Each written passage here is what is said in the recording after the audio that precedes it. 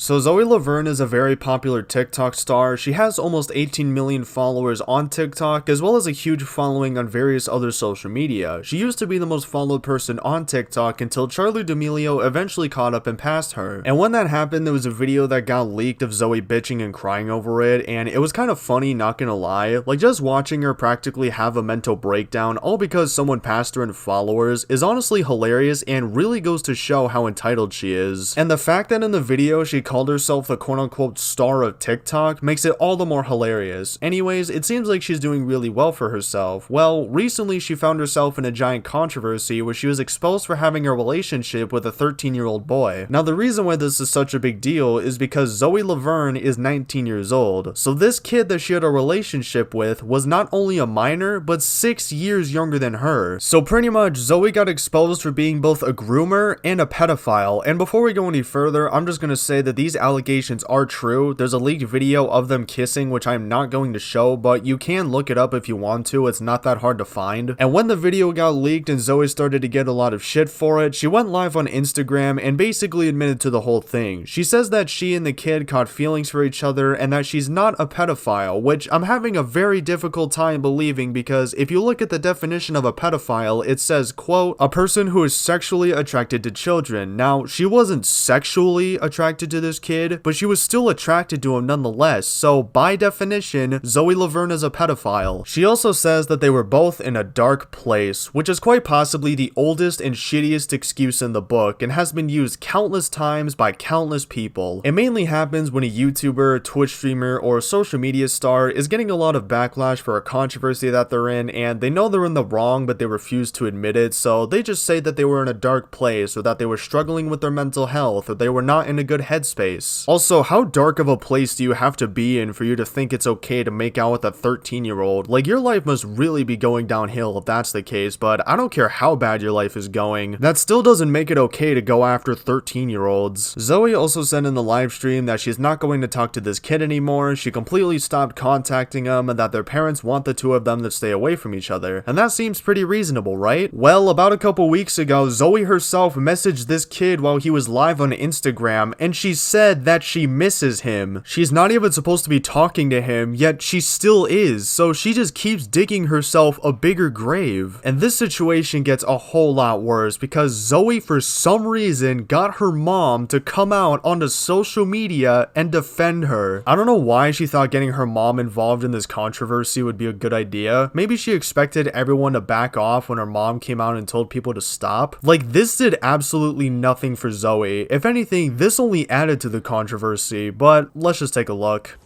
Don't cry. It's okay. Shut it off. She wants to say hi to her fans. Say hi to them, Zoe. Hi, guys. And don't believe everything you hear. Anybody can reach over and kiss somebody.